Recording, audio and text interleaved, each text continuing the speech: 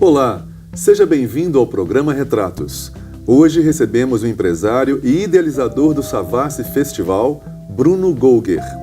Ele, que também é dono do Café com Letras, uma livraria que divide espaço com programações culturais, conta como literatura e música, especialmente o jazz, foram desenhando bons encontros e projetos em sua vida.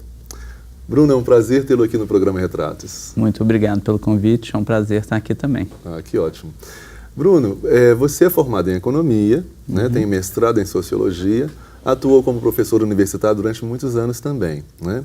Mas me parece, né, olhando um pouco da sua biografia, que você tem canalizado esses conhecimentos acadêmicos todos para viabilizar projetos relacionados a duas das grandes paixões da sua vida, né, a literatura e a música. No caso da literatura, você acabou gerando o Café com Letras, que, como nós já dissemos, né, é um espaço cultural dos mais charmosos aqui de Belo Horizonte. E a sua paixão pela música gerou festivais de jazz, de música instrumental, né, que revelam novos talentos e também movimentam, né, a cidade.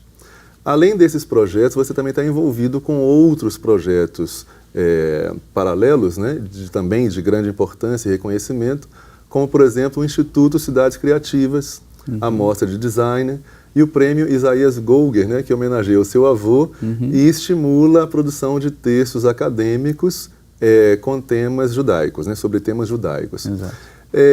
Essa pequena apresentação, né, das suas atividades, que são múltiplas, já demonstra que você é uma pessoa muito eclética, né, determinada, né, dinâmica e que tem uma paixão especial pela música, pela literatura, pelas artes em geral, pela cultura e pela vida.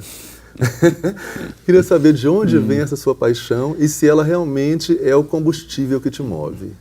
Bom, essa sua fala tem um desenrolar de uma vida, né? Verdade. Tem uma vida toda aí. Eu acho que na vida, assim, a gente... Claro que existe um componente imprevisível, existe um componente que tem a ver com a nossa infância, com a nossa família, né? Com o aprendizado que a gente tem na vida mesmo. Eu acho, né, enquanto eu ia você falando, que tem dois pontos principais. Um é uma relação com a cultura, com a cultura, com o aprendizado, com a cultura. E a outra, um pouquinho mais específica, é uma relação com os livros. Não tanto com a literatura, mas com os livros, né? Então, os judeus, eles são chamados de povo do livro, né? E na minha família, né, a gente sempre esteve muito ligado com os livros. É engraçado, quando eu era criança, a gente tinha uma criança que quer ser bombeiro, o outro quer ser motorista de ônibus, o outro quer ser astronauta, e a gente falava assim, eu quero fazer mestrado e doutorado, assim. Era coisa que a gente conhecia, imaginava e via. Meu avô, né? Meu avô foi um migrante, ele era muito pobre, meu avô veio da Europa e era comerciante, e na época da Segunda Guerra ele estava muito sem dinheiro e ele resolveu fazer álbuns de figurinhas. Ele fez o primeiro álbum de figurinhas do Brasil, ganhou algum dinheiro com isso, e a primeira coisa que ele fez foi ir para a França estudar, né? E eu sempre vi uma casa cheia de livros. Então isso forma o que a gente é, né? A história do meu pai também. E, bom, e o desenrolar é isso que você está falando, né? A gente vai vivendo e tem essa paixão que vai te movimentando, né? Sempre, né? Sempre. Por falar em paixão, e você já deixou claro aí, os livros, né, são uma das grandes paixões da sua vida. Então eu vou falar um pouco do Café com Letras, não é? Claro. Que está completando 20 anos de atividades, né? Agora em 2016, em maio de 2016, completou 20 anos de atividades. E o Café com Letras foi um dos primeiros empreendimentos aqui em Belo Horizonte, né, a adotar aquele formato das livrarias alternativas, que se transformou também em ponto de encontro, né, para as pessoas. Não só a leitura em si, mas o próprio ponto de encontro das pessoas.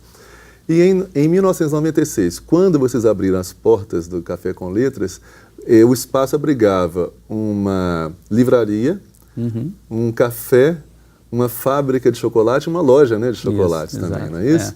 Aí eu queria saber como que surgiu essa ideia do Café com Letras e como que era o mercado das livrarias aqui em Belo Horizonte naquela época.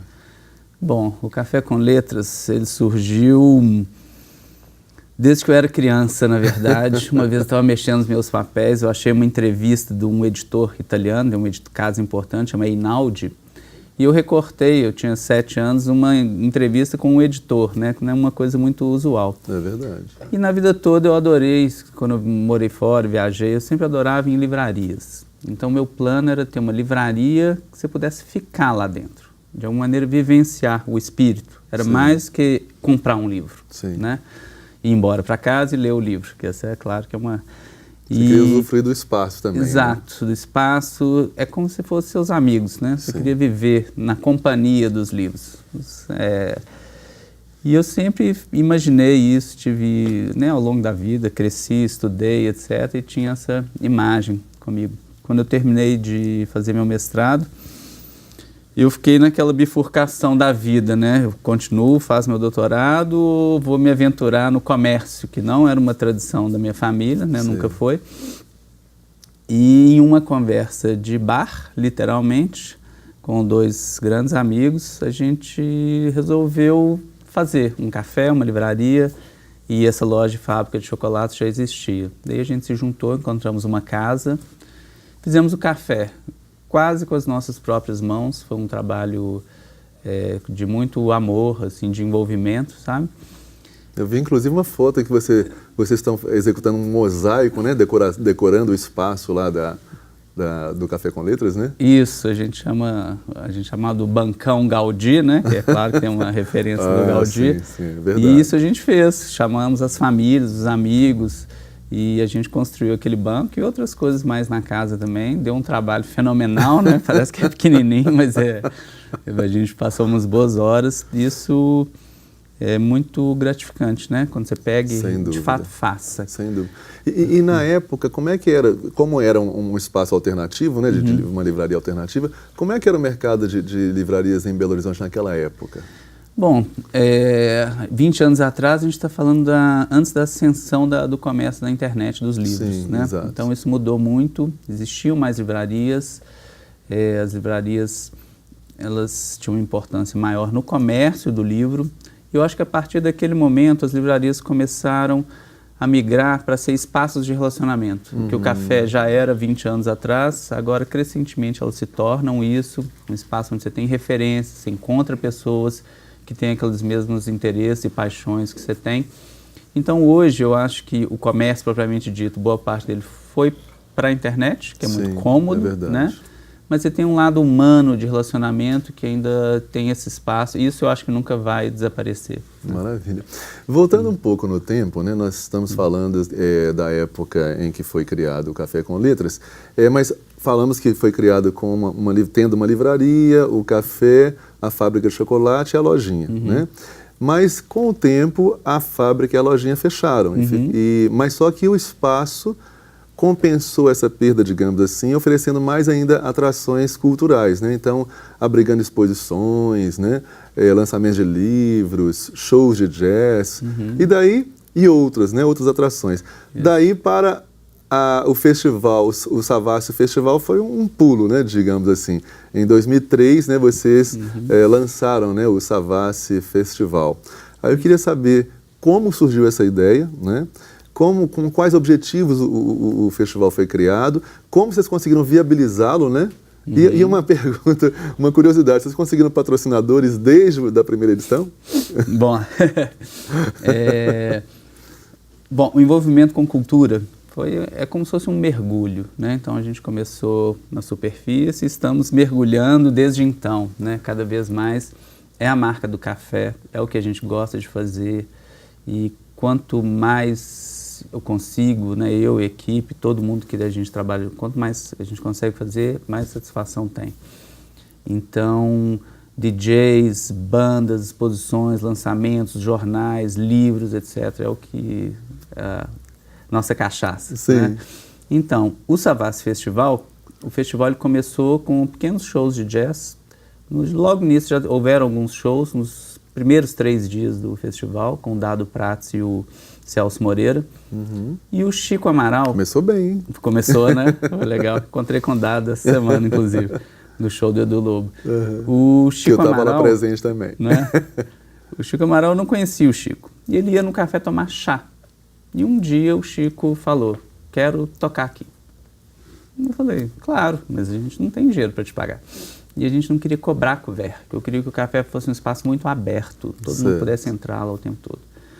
E a gente fez uma placa, a Silza, que era minha sócia, desenhamos a placa, colocamos lá de fora do café e fizemos o show. A placa dormiu do lado de fora do café, a gente pagou a banda e no dia seguinte passou um senhor, perguntou, quando é que vai ter o próximo show? A gente falou, não sei, porque a gente não tem dinheiro para pagar a banda. Ele falou, eu pago. Opa! Então foi um mecenas, incógnito, ele nunca quis aparecer. Nossa, que beleza, hein? E ele começou a pagar semanalmente o show do Chico. E aos pouquinhos ele começou a ficar mais difícil, mas assim, a gente não conseguia encontrar com ele, a gente começou a cobrar couvert e a partir daí o show decolou, com os nossos meios, né? Sim. Então ele teve esse mecenas moderno, ele teve um papel fundamental, daí os shows começaram semanalmente e aos poucos surgiu essa ideia de fazer um festival. Fiz festivais dentro do café antes do Savassi Festival, mas eu sempre tive uma fascinação por música e cultura na rua. Sim. É uma coisa que sempre me atraiu, sempre achei incrível. E eu quis pegar o café e levar ele para a rua, levar o ambiente privado para o espaço público. Sim. Isso foi a tentativa de fazer o Savassi Festival. Não tinha patrocinador, foi na raça mesmo. Como muitas coisas acontecem por aqui, né? Exato, nessa área cultural. Você tem que começar de algum lugar. Pega a cadeira do café, põe lá fora. Sempre, o festival sempre teve muita colaboração dos músicos, muita parceria deles. E o primeiro festival surgiu, ele era do Savassi, né? Ele era para ser um festival local, do bairro, da rua, por isso o nome Savassi. Sim. E eu imaginei que teriam entre 500 e 750 pessoas ao longo de um dia. Ou seja, 150 pessoas sentadas. E foram 5.000 pessoas. Nossa Senhora! Assim. Não. Esse meu espanto aqui de 5.000 pessoas, com esse meu espanto eu vou te interromper brevemente na conversa, porque ela está muito legal, né? São muitas informações né, de bastidores que são sempre saborosas, né? Isso. Mas vamos fazer um breve intervalo, já voltamos já com mais histórias do início do Savassi Festival, que é um dos festivais mais importantes de jazz aqui do Brasil e da América Latina também, né? Então não saiam daí, a gente volta já já.